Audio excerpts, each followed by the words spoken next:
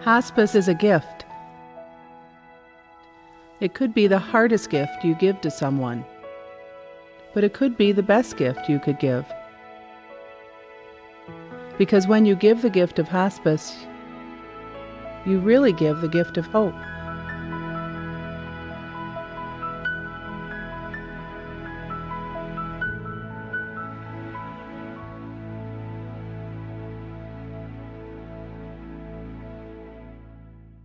My wife spent the last 3 months under hospice care in our home, the home she spent 30 years in. And that's a marvelous thing.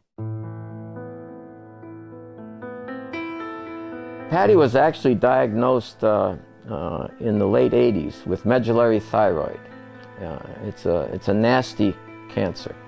And she had a couple surgeries. They took out her thyroid, of course. They took out some infected lymph nodes. The doctor quite honestly told us that not too many survived this.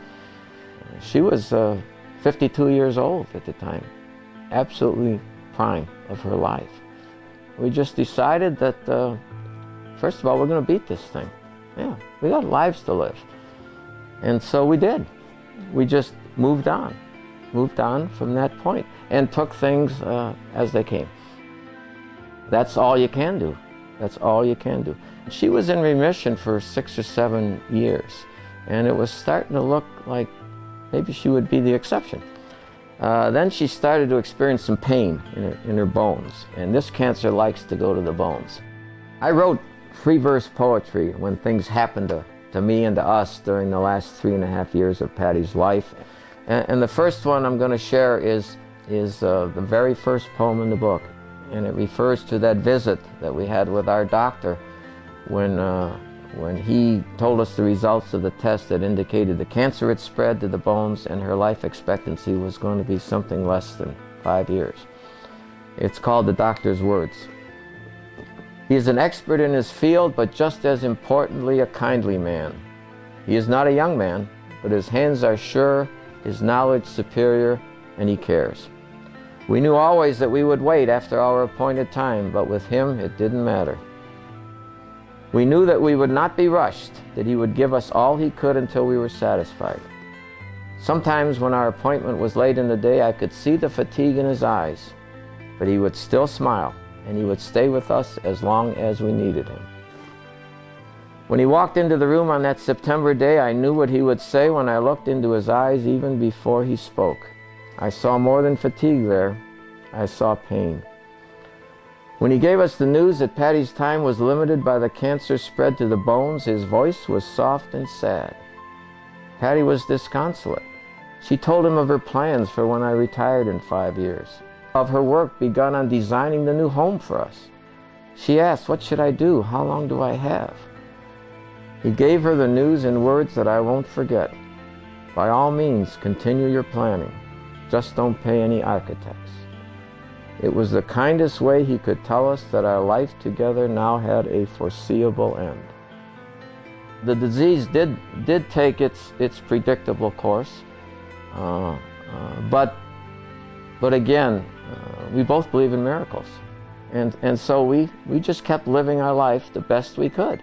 And then it came, of course, to the point where she was being quite limited, and our oncologist was being quite honest with us that things are not good, and time could be getting short.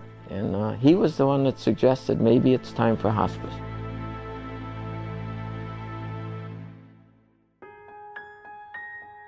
Hospice comes to the home and cares for the patient and the family. It's amazing. They take care of the entire family. I know that the two greatest fears that people who are dying experience are they don't want to die alone, and they don't want to be in pain. We're talking hospice.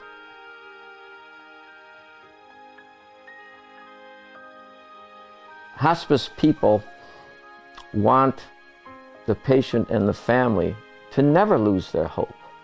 We hope for a lot of things. We hope for peace. We hope for no pain. And hospice is absolutely the best. There is no one on earth as good as hospice.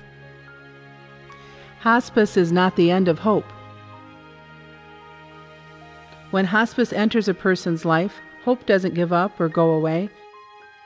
It might change, but it does remain. Hospice patients continue to have hope. Hope that I can stay home. Hope that my mommy will be able to stay home and read to me. Hope that hospice won't let me be afraid. Hope that my kids will be okay. Hope that my family and friends can continue to take care of me. Hope that I can be pain-free and comfortable.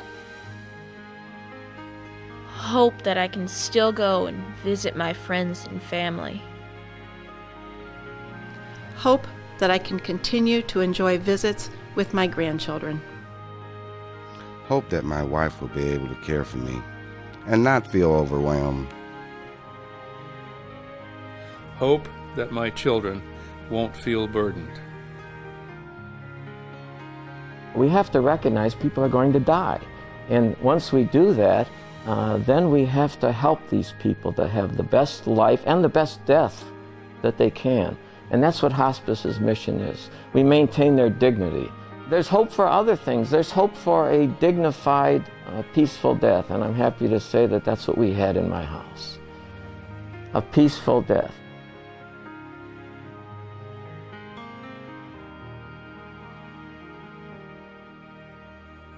This poem is called Hospice.